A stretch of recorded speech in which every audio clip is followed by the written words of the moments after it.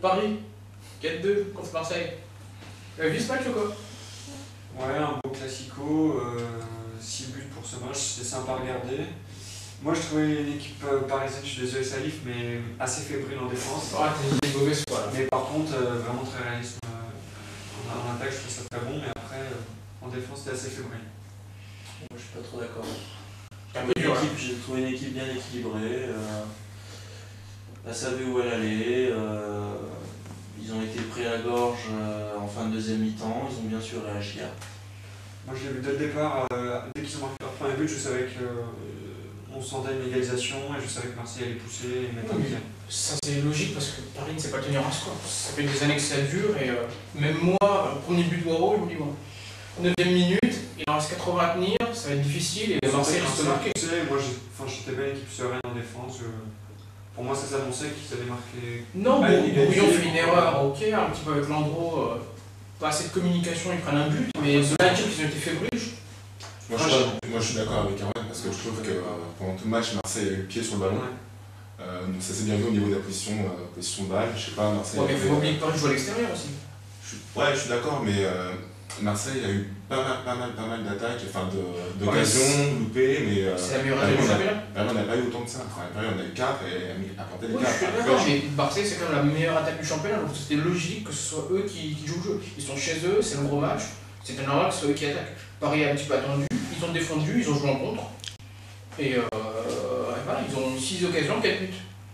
C'est vrai que c'est cher payé pour Marseille. C'est une bonne opération de Paris parce que je pense qu'au niveau du réalisme, enfin, il y avait tout ce qu'il fallait, mais au niveau du jeu, je suis pas d'accord. Moi je trouve que au niveau de la défense, c'était pas du tout ça. On a vu un Landreau, ça m'a rappelé le Landreau de l'année dernière, c'est sorti à la Superman un petit peu. Un beau maillot violet, hein, vous avez remarqué? Voilà, donc. On critique pas les couleurs. Non, au niveau du match, je pense que Marseille a fait un meilleur match que Paris, enfin pour moi. Moi, je suis pas d'accord du tout. Non. Le foot, pour moi, le foot, c'est ça. Ils ont attaqué, ils ont eu des occasions, ok, mais Paris a été solide, a été réaliste. Marseille, ils ont eu plein d'occasions. Au Landreau, on a sorti quelques-unes. Je suis d'accord, mais c'est un petit peu le but aussi. Quand t'es à l'extérieur, si tu ne marques pas sur tes occasions, t'es foutu. Et en défense, il y a l'approchable.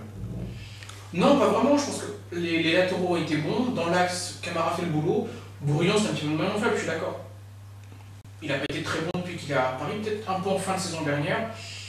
Les relances, ça va, mais vu la vitesse des attaques en Marseille, il fallait s'attendre à ce que Bourillon ait quelques difficultés. Ça a été le cas, Paris a pris 2 buts, mais ils ont été capables d'en marquer 4.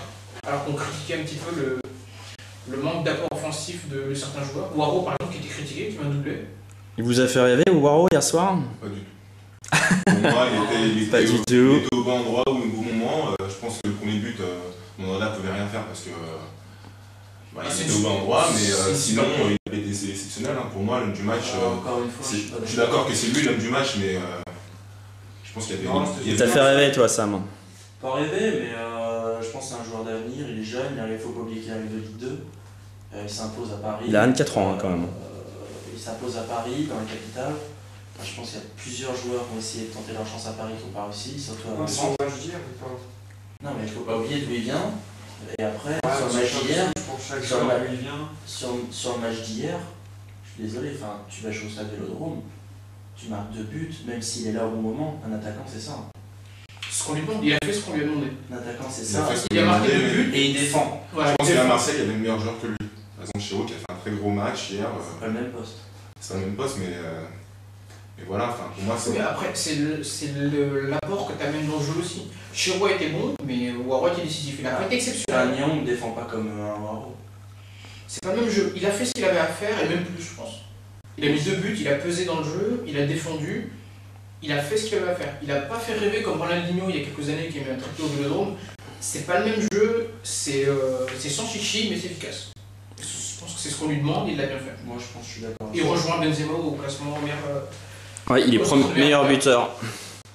Bon. Ce qui est pas mal. Qui va finir devant l'autre, Marseille ou Paris en fin de championnat? Marseille, Manu, Salif. J'espère Paris.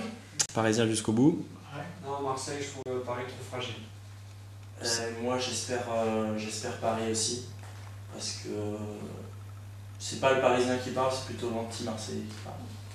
D'accord, donc 2 contre 2, 2 traîtres, on vous retire. Et je trouve que Marseille ou pour Paris. Je suis plutôt côté Paris, mais ça, quand on voit le début de saison de Marseille, je trouve qu'il y a du beau jeu, ce jeu collectif, il y a vraiment une envie. Une belle défense. Ouais. Non, mais alors que Paris, je trouve que c'est un peu incertain. Ça dépend des matchs. Ils vont trouver un rythme, c'est un rythme à trouver et je pense que c'est grand. En tout cas, je les vois bien passer par Marseille. C'est optimiste. Salif, Ronaldo, un petit mot sur Ronaldo à Paris, t'as des tuyaux?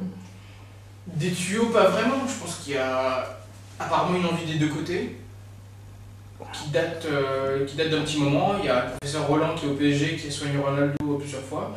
Ce serait un gros coup et ça ferait du bien au PSG, ça ferait du bien au championnat de France aussi en termes de médiatisation et d'apport du joueur. Donc ouais, on croise les doigts, on espère que ça se passe.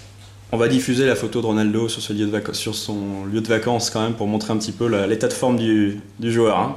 On diffuse ça sur Spacefoot. Quand il signera au PSG, qu'il enfilera les buts, on lui collera bien à la fin. Ronaldo, c'est pas Zizou non plus. Oui, non, c'est pas pareil, Ronaldo est au-dessus. Non. Ah si. Complètement faux. Non, c'est au-dessus. Il a été blessé longtemps dans sa carrière, il a eu 2 ballons d'or, ce qu'a pas fait Zidane, et il ne boxe pas dans la même Il catégorie. n'a pas fait, mais il méritait. Il a mérité en 98, mais Ronaldo en termes de carrière, c'est autre chose.